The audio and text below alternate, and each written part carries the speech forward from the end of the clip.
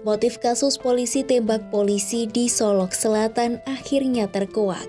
Salah satunya diketahui pengusaha tambang ilegal adalah teman pelaku AKP Dadang Iskandar.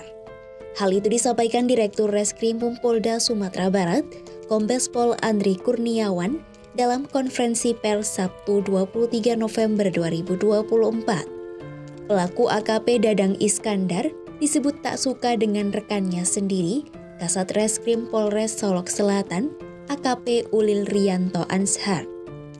Ketidaksukaan itu berkaitan dengan penertiban tambang ilegal yang dilakukan oleh AKP Ulil yang berujung ke aksi penembakan. Berdasarkan hasil pemeriksaan terhadap tersangka terkait dengan motif dan apa yang bersangkutan melakukan adalah rasa tidak senang, di mana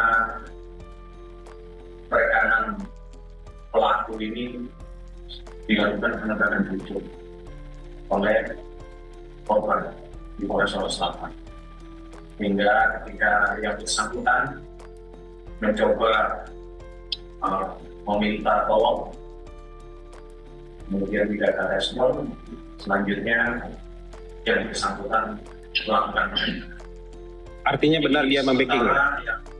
Keterangan dari tersangka yang kita dapatkan.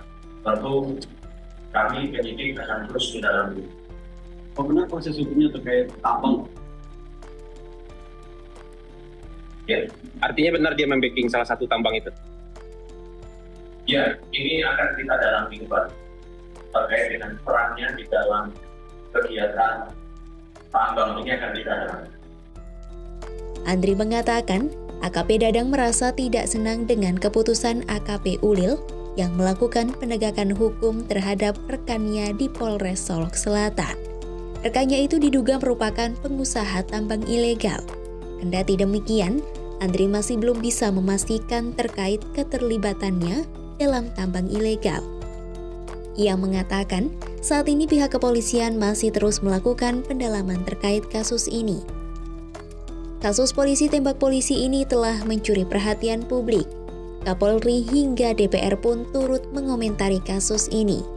Kapolri Jenderal Listio Sigit Prabowo menegaskan pentingnya mendalami motif dari kasus ini.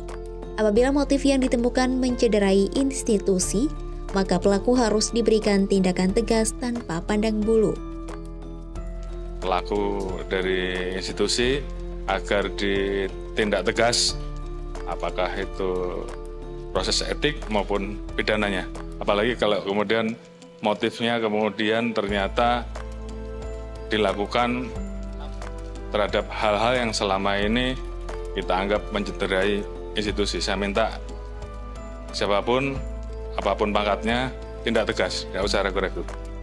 Sementara itu DPR juga mengecam aksi penembakan yang dilakukan AKP Dadang terhadap rekannya AKP Ulil.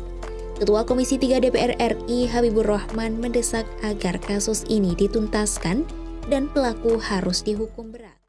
Download Tribun X sekarang, menghadirkan lokal menjadi Indonesia.